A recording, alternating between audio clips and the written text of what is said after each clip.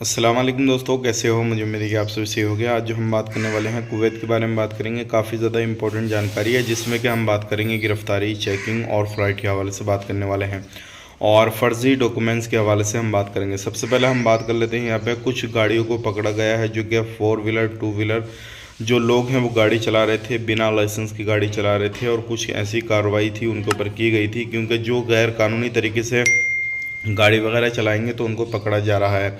और कुछ लोगों को पकड़ा गया है जो क्या शराब के नशे में गाड़ी घोड़ा चला रहे थे और रोड पर चल रहे थे, तो उनको देखने के बाद में ये डिसाइड किया गया कि भाई हाँ, इन्होंने कुछ ना कुछ किया हुआ है। पकड़ने के बाद में क्लियर हो गया। तो अगर इस तरीके से आप काम काज कुछ भी कर रहे हैं कहीं पर भी, तो सावधान रहें, सतर्क रहें और कोई भी गलत एक्टिविटी ना करें जिससे आपको परेशानी आवे या फिर जिससे आप पकड़े जाएं। और पकड़ने के बाद में ऐसे लोगों को हमेशा के लिए फिंगर करके ब्लैक लिस्ट करके भेजा जाता है। दोबारा से वो इस कंट्री के अंदर नहीं आ पाएंगे।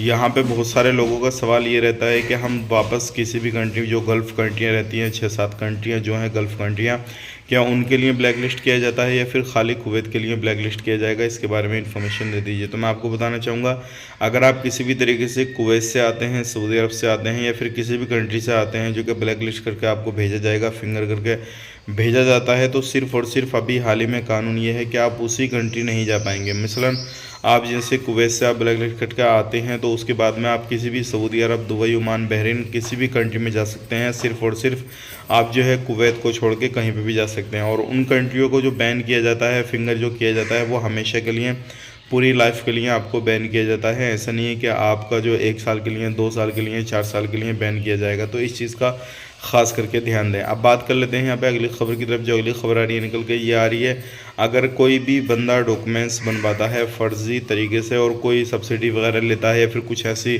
सरकार की सुविधाएं लेता है जो क्या वो नहीं ले, वो बिना डॉक्यूमेंट जो सही सलामत है, अगर कोई भी ऐसा डॉक्यूमेंट्स बनवा रहा है जैसे कि विकलांग के डॉक्यूमेंट्स बनवा ले या फिर कुछ और चीज़ के डॉक्यूमेंट्स बनवा कर उनका फ़ायदा ले, सब्सिडी ले, तो ऐसे लोगों को 2 को अभी पकड़ा गया है जिन्होंने विकलांग के सर्टिफिकेट बनाए थे फ़र्ज़ी वगैरह बनवा के, उनकी सब्सिडी वगैरह, उनकी मदद भी कर रही थी सरकार, सारी चीज़ें हो रही थी।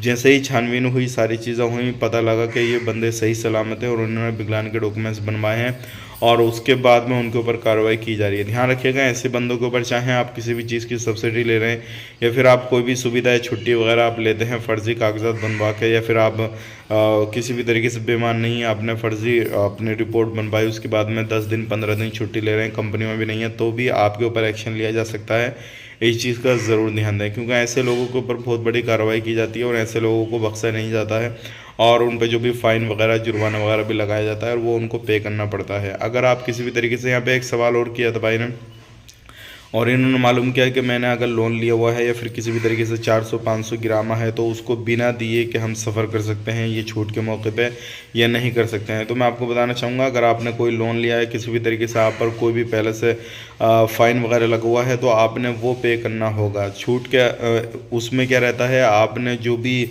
वहाँ पे गैर कानूनी तरीके से कामकाज किया किसी भी तरीके से, तो उसके लिए आपको छूट मिली हुई होती है। लेकिन जो भी आपने पैसा वहाँ पे उठाया हुआ है, कुछ भी ऐसा काम किया हुआ है, तो उसका जो फ़ाइन आप पर लगा हुआ है वो आपको पे करना पड़ेगा, तभी आप कुवैत छोड़ पाएंगे। ऐसा नहीं है कि आप बिना उसके जो है कुवैत छोड़ देंगे, तो आपको एयरपोर्ट पर पकड़ा जाएगा, वहाँ पे आपने जो है वो पे करना पड़ेगा, अदरवाइज फिर आपको वहाँ से टिकट भी कैंसिल हो सकता है। इस चीज़ का ध्यान रखिएगा। आप जब तक सफ़र नहीं कर पाएंगे, जब तक वो चीज़ें पे नहीं करेंगे, चाहे वो आपका 400 हो, 500 हो या फिर 200-300 जो भी हो, वो आपको पे करना ज़रूरी है। अब बात कर लेते हैं यहाँ पे अगली खबर की तरफ। जो अगली खबर है निकल के, बहुत सारे इंपॉर्टेंट जो लोग हैं वो ये मालूम कर रहे हैं कि अभी वीज़ा चालू है कि नहीं। तो मैं आपको बताना चाहूँगा, बिल्कुल चालू है वीज़ा, आप आराम से वीज़ा ले सकते हैं, कोई भी मसला, कोई भी परेशानी नहीं है। कौन सा वीज़ा लेना है कमेंट करके बताइएगा, आपको हम बता देंगे। वीडियो अच्छा लगा लाइक करें, शेयर करें, फेसबुक पेज पर देख रहे हैं फेसबुक पेज को फॉलो कर लें। आप अपना ख्याल रखें, अपनी फैमिली लो ख्याल रखें। Take care, bye bye.